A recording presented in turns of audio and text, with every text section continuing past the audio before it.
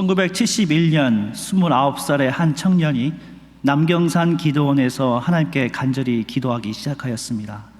그가 기도했던 이유는 그가 폐 질환으로 인하여서 거의 죽을 위기에 있었고, 하나님께 기도함을 통하여서 하나님께서 그 꿈을 해결해 주시기를, 병에서 해결해 주시기를 간절히 기도하였습니다. 그때 이 사람의 마음 가운데 하나님께서 보여주시는 환상이 있었습니다. 그것은 빨간 십자가였습니다. 빨갛게 불타오르는 그 십자가를 보고 이 청년의 마음 가운데서는 복음을 전파하고자 하는 간절한 소망을 갖게 되었습니다. 그리하여서 시골에 가서 목회를 하기 시작하였습니다. 그 시골 그 동네 이름은 전라북도 익산시 춘포면 오살리 문덕에 있는 아주 시골 외진 그 교회였습니다. 성도수가 수명밖에 되지 않는 교회였습니다. 근데 그곳에서 하나님께서 주시는 그 꿈이 있었습니다. 복음의 십자가를 간절히 전파하라. 그 뜨거운 십자가, 성령의 불로 활활 타오르는 그 십자가를 전파하라는 말씀을 듣고 시골에서 목회를 시작하였습니다. 20명밖에 되지 않았지만 그 교인이 어느덧 100명이 넘어가는 시간이 있었습니다. 어떻게 그렇게 100명으로 넘어가게 되었냐면, 그 당시에 지체 부자유자가 있었습니다. 한 젊은이가 몸이 불편하였는데 이 동네에서 저 동네로 다니면서 먹을 것을 구걸하는 자였습니다. 그러다가 이 교회에 찾아오게 되었습니다. 말씀을 듣고 예수 그리스도를 영접하고 그의 마음 가운데 희망이 생겼습니다. 그리고 이 목사님은 그 지체 부자유자를 위해서 잘자리를 제공해 주었고, 그뿐만 아닙니다. 그 동네 한 동네 건너서 장로님의 따님과 중매를 해서 결혼을 할 수 있었습니다. 또한 신혼여행도 보내주었습니다. 그 신혼여행의 운전자는 바로 이 목사님이었습니다. 동네에서 아주 유명했습니다. 그래서 지역 신문에까지 나왔습니다. 이 교회가 부흥하여서 점점 정말 그 교회가 성령에 불타는 교회로 바꾸는 것을 목격할 수가 있었습니다. 그런데 결혼한 지 2주일이 지나고 나서 그 지체 부자였던 그 청년이 교인들 50명을 데리고 그 교회 옆에 있는 엘리야의 무슨 이단에 빠져서 50명을 데리고 도망을 친 겁니다. 그 사건으로 인하여서 이 목사님은 크나큰 실망을 갖게 되었습니다. 마음에 큰 근심이 있었고 눈물을 흘렸습니다. 그럼에도 불구하고 그리 아니하실지라도 하나님께서 함께 하신다는 믿음을 가지고 목회를 은퇴할 때까지 그 성령에 불타오르는 그 십자가를 붙들며 목회를 하였습니다. 이 목회를 하신 분은 바로 저의 아버지이십니다. 비록 전라북도 익산시 춘포면 오살리 문덕 시골이라는 아주 시골 교회에서 목회를 해야 했지만 아버지께서 저에게 주신 분명한 신앙의 유산이 있었습니다. 그리 아니하실지라도 너와 함께 하시는 하나님을 신뢰하라. 오늘 하나님께서 우리에게 주신 말씀의 제목은 그리 아니하실지라도입니다. 다니엘서는 여러분들이 많이 알고 계실 겁니다. 다니엘의 세 친구 얼마나 대단하십니까? 다니엘의 세 친구의 역사적 배경을 보면 여호야김 3세 시대입니다. 주전 605년 시기에 갈그미스 전투 이후로 바벨론 왕 느부갓네살 왕이 예루살렘으로 진격을 하여서 예루살렘을 멸망시키고 그곳에 있었던 젊은이들 다니엘을 비롯하여서 사드락과 메삭과 아벳느고를 바벨론으로 포로로 끌고 오는 사건입니다. 그런데 오늘 특히 이 본문에서 하나님께서 우리에게 주시는 메시지가 분명히 있습니다. 두 가지로 제가 요약을 해보았습니다. 첫 번째는 우리는 그리 아니하실지라도 하나님을 신뢰해야 합니다. 오늘 본문은 다니엘서 3장 본문입니다. 여러분들 앞에 있는 다니엘서 2장 본문을 보시면 느부갓네살 왕의 아주 큰 신상에 대한 꿈을 꾸게 됩니다. 그리고 그 신상에 대한 꿈의 예언을 다니엘이 하게 됩니다. 다니엘이 예언한 바에 따르면 신상의 머리부터 발끝까지 차례차례로 나라가 멸망하는 것을 해석하는 것을 보여주었습니다. 2장 마지막에 이르러서 느부갓네살 왕은 하나님만이 진정한 왕이라고 고백을 하였습니다. 그런데 말입니다, 오늘 3장 본문에 보면 그가 꿈을 꿨던 그 신상을 이제는 만듭니다. 뭘로 만듭니까? 금으로 만든 신상을 만듭니다. 저는 이 본문이 과연 무엇을 의미하는지 고민을 하였습니다. 그래서 아람어로 기록된 이 본문을 자세히 읽어보니까요, 여러분 다니엘서 1장부터 6장까지는 궁중 이야기인데 특히 2장부터 7장까지는 아람어로 기록이 되어 있습니다. 근데 금으로 만든 신상은 아람어로 어떻게 기록이 되어 있냐면요, 젤렘 다하브입니다. 젤렘은 형상이라는 뜻을 가지고 있고, 다하브는 히브리어의 자하브, 바로 골드, 금이라는 의미를 가지고 있습니다. 근데 여러분, 이 젤렘은 바로 형상입니다. 젤렘이 어디에서 먼저 나왔습니까? 바로 창세기 1장 26절에서 27절 말씀, 하나님의 형상 젤렘입니다. 하나님의 형상이 아니라 느부갓네살 왕은 무엇을 만듭니까? 다하브, 자하브, 금으로 만든 젤렘, 형상을 만든 겁니다. 그리고 그것을 통하여서 많은 사람들이 음악이 울릴 때마다, 풍악이 울릴 때마다 그 느부갓네살 왕 앞에, 그 신상 앞에 무릎을 꿇고 예배를 드리도록 시켰습니다. 그 신상의 규모는 60규빗, 높이는 60규빗, 넓이는 6규빗이라고 하는데, 이 규빗은 여러분들 많이 알다시피 이 가운데 손가락부터 여기 팔꿈치까지 대략 45cm 되는데요, 이 수치를 재보니까 높이가 30m 정도 되고 넓이가 3m 정도 됩니다. 이와 비슷한 신상이 어디 있을까 구글로 서칭을 해보니까 가장 비슷한 것이 최근에 만든 마오쩌둥 신상이 있더라고요. 그래서 금으로 만든 건데 차마 그것은 여러분들에게 보여줄 수는 없고요. 예. 그런 신상이 보이는 겁니다. 어디든지 볼 수 있는 큰 느부갓네살 신상 앞에 사람들이 절을 해야 하는 겁니다. 금으로 만든 젤렘입니다. 그런데 말입니다, 여러분, 이 본문에서 이 갈대아인들이 등장합니다. 갈대아인들이 항상 노리고 있던 사람들은 바로 다니엘과 세 친구였습니다. 그런데요, 3장 8절에 참소하니라. 여러분들은 이거 아마도 영어로 accuse로 번역이 될 수도 있을지 모르겠지만, 이 아람어를 보니까요, 아칼 파츠하로 되어 있습니다. 아칼은 히브리어로 먹다, 파츠하는 조각. 그러니까 유대인들을 조각조각 먹어치우고자 하는 그러한 마음이 담겨 있는 것입니다. 왜 그들은 특히 바빌론 사람들이라고 표현이 되지 않고 갈대아인이라고 표현이 되어 있을까요? 갈대아인은 바로 느부갓네살 왕의 아버지인 나보폴라살 왕이, 여러분 유프라데스와 티그리스 밑에 하류 쪽에 위치했던 바빌론의 그 세력 가운데 갈대아, 그 촌동네, 정말 그 수풀이 우거졌던 그 촌동네에 있었던 갈대아 사람들의 그 지도자였던 촌장인 나보폴라살 왕이 주전 605년도에 아시리아와 주변 민족들의 그 연합을 완전히 해치우고 그가 최고의 왕으로 거듭나게 됩니다. 그리고 그 뒤로 이어서 느부갓네살 왕이 등장하는 겁니다. 바로 갈대아인들은 느부갓네살 왕과 혈통이나 여러 가지 면에 있어서 함께 할 수 있는 지지 세력들인 것입니다. 그런데 느부갓네살 왕이 갈대아인들을 세운 것이 아니라 바로 사드락과 메삭과 아벳노고와 다니엘을 세운 겁니다. 포로로 끌고 온 유대인들을 세운 겁니다. 갈대아인들이 가지고 있던 꿈은 무엇입니까? 바로 높은 지위나 직책을 갖고 싶었던 것입니다. 그런데 그들의 직책을 방해했던 자는 누구입니까? 바로 유대인들인 것입니다. 그런데 그들 앞에서 유대인들, 이 세 친구들의 모습은 너무나도 당당합니다. 18절 말씀을 아람어로 직역을 하면 다음과 같습니다. 그러나 그렇지 않을지라도 당신에게 알려진 대로 왕이시여 우리는 당신의 신들을 섬기지 않을 것이며 당신이 세운 금신상에게 절하지 않을 것입니다. 세상에서 가장 두려운 느부갓네살 왕 앞에서 그들은 두려워하지 않았습니다.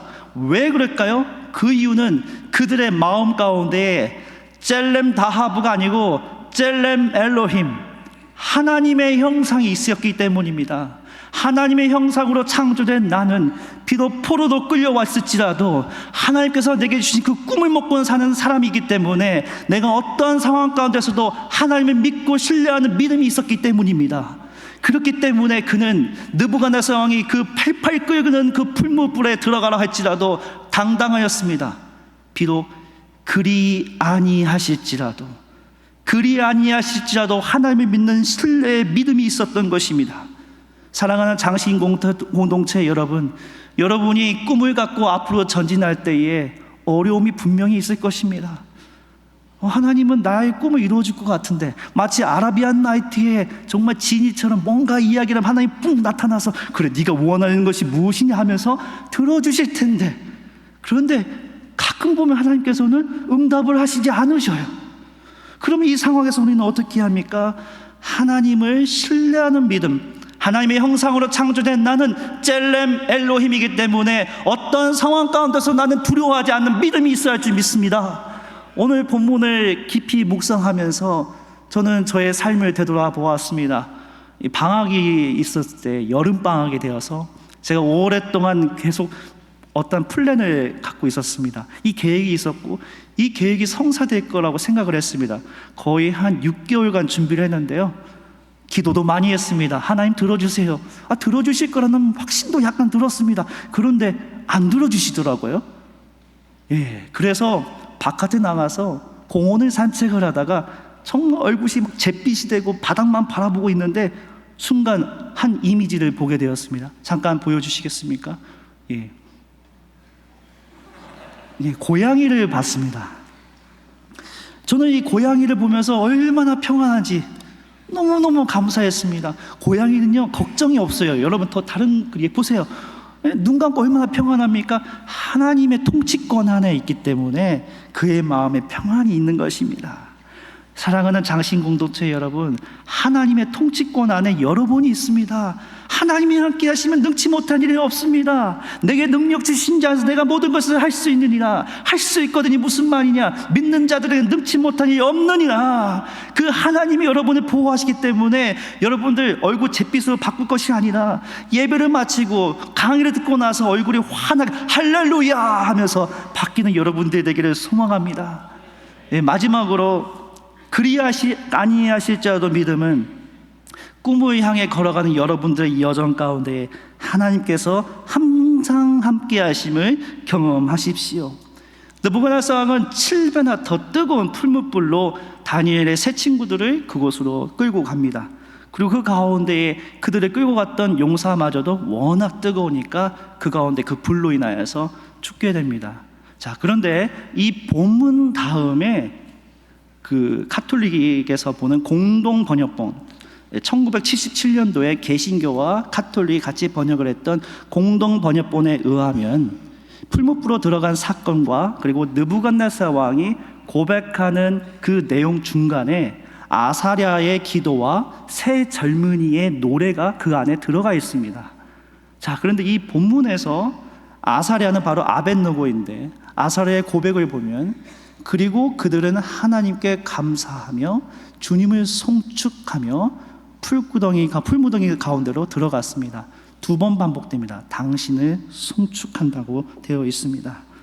1절과 3절에 볼 수 있듯이 불구덩이 속에서 그들은 주님을 송축하였습니다. 그럼 어떻게 그들이 이러한 믿음의 고백을 할 수 있었을까요? 그것은 느부갓네살 왕의 고백으로부터 알 수 있습니다. 25절의 본문을 보면 느부갓네살 왕이 세 친구 옆에 네 번째 존재를 보게 되는데 뭐라고 표현이 되어 있냐면 마르 엘라힌, 즉 벤 엘로힘, 하나님의 아들과 같은 존재가 있다고 하였습니다. 이 하나님의 아들은 누구일까요? 로마 황제 치하에서 박해를 받고 있었던 많은 그리스도인들이 로마 도시 밑에 카타콤을 만들었습니다. 그 카타콤 지하 무덤에서 그들이 벽화를 만들었는데 하나씩 보여드리면, 그들의 벽화 가운데 가장 인상 깊은 벽화가 하나가 있습니다. 그것은 다니엘의 세 친구와 더불어 함께 있었던 존재의 사진입니다. 바로 다니엘의 세 친구 옆에 있는 사진을 보시면 바로 위쪽에 비둘기와 같은 형상을 목격하게 됩니다. 이 비둘기는 무엇일까요? 성령님입니다. 로마 카타콤 하에 있었던 그들은 바로 네 번째 존재가 누구이냐, 비록 박해를 받을지라도 우리와 함께 하시는 성령님의 함께 하심을 고백한 것입니다. 오랜 기독교 역사 가운데 수많은 순교자들은 극심한 박해 가운데서도 고통을 견딜 수 있었던 것입니다. 그 이유는 성령님이 우리와 함께 하신다는 고백이었습니다. 엔도 시사쿠의 종교 소설인 사일런스, 침묵이라는 소설책이 있습니다. 이 책은 2016년도에 마틴 스코세지 감독에 의하여서 영화로도 제작이 되었습니다. 이 배경은 17세기에 그 임진왜란 지난 다음에 이 도쿠가와 이에야스에 의해서 엔도 시대가 열리게 되었습니다. 엔도 시대는 경제적으로 아주 풍요로운 시기였습니다. 그리고 각국에 있는 여러 문화와 문명들을 받아들이는 시기였습니다. 그렇다면 기독교에 대해서도 오픈되어야 하지 않을까요? 그런데 가장 문화적으로 경제적으로 풍요한 이 시기에 크리스찬들, 일본 기독교인들의 박해가 아주 극심한 시기가 바로 이때였습니다. 이때 그들이 진짜 기독교인인지 아닌지 구별하는 방법이 무엇이었냐면 바로 후미에를 바른 거였습니다. 후미에 사진을 보면 예수 그리스도의 성상이 조각이 되어 있는 그 조각상에 그들이 발로 밟으면 기독교인이 아니라는 것을 고백을 하는 것입니다. 이렇게 해서 배척을 하는 거예요. 그런데 이 영화를 보면요, 이 영화에서 소설 끝에 보면 이 로드리그라는 포르투갈 신부가 있는데 이 신부도 동일하게 예수 그리스도를 배척하라는 그러한 명령을 받게 됩니다. 차마 그 신상 앞에 자기의 발을 올릴 수 없는 순간입니다. 그런데 옆에서는 신음소리가 들립니다. 많은 일본 기독교인들이 거꾸로 몸을 매다른 채 목에는 피를 이렇게 해서 피가 거꾸로 뚝뚝 떨어지는 상황에서 신음하는 그 목소리는 지옥과 다름없는 순간이었습니다. 모두가 다 죽음을 앞에서 두려워하는 시기에 이 죽음을 누구도 어떻게 할 수 없는 침묵 가운데 예수 그리스도의 음성이 들리기 시작하였습니다. 밟아라. 내 발의 아픔을 내가 제일 잘 알고 있다. 밟아라. 나는 세상에 태어나서 너희들의 아픔을 나누기 위해 십자가를 짊어진 것이다. 고통의 현장을 우리 주님은 외면하시지 아니하십니다.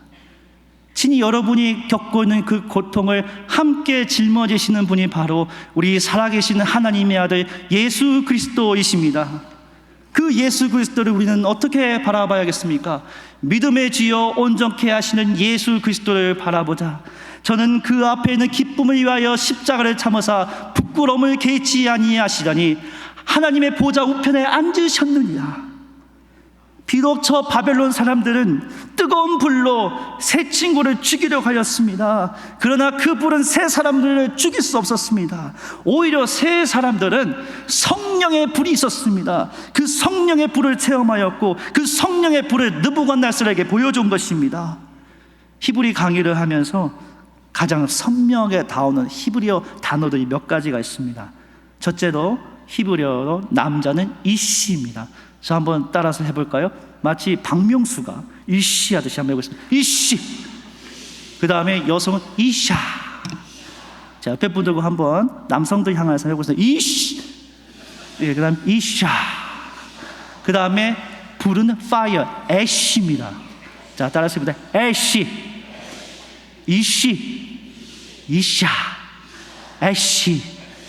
자, 여러분, 이 히브리 단어에 동일하게 나오는 게 있습니다. 뭡니까? 알레프와 신입니다. 여러분들이 진정한 하나님의 사람이라면 여러분 가운데 마음과 성령의 불, 애쉬가 있어야 합니다. 애쉬, 파이어, 성령님이 함께 있어야 합니다. 죽음을 두렵지 않은 믿음, 그리 아니하실지라도 나와 함께 하시는 하나님과 동행한다는 그 믿음을 갖고 있을 때에 어떠한 상황에도 신뢰할 수 있는 믿음, 어떠한 상황 가운데서도 성령님이 함께 하셔서 내 모든 상황도 극복할 수 있는 그 믿음을 사랑하는 장신 공동체 모두가 가지기를 간절히 소망합니다. 기도하겠습니다. 사랑의 하나님, 감사합니다. 오늘 말씀처럼 우리 마음속에 주신 꿈, 그 꿈을 향해 달려갈 때 절대로 하나님의 형상을 포기하지 않게 하옵소서. 어떤 위기의 순간에도 그리 아니하실지라도 하나님을 의지하게 하옵소서. 내 마음속에 주시는 성령의 불, 그 불을 끄지 않고 함께 하시는 하나님을 의지하며 앞으로 전진하는 장신공동체가 될 수 있도록 하옵소서. 예수 그리스도의 이름으로 기도합니다. 아멘.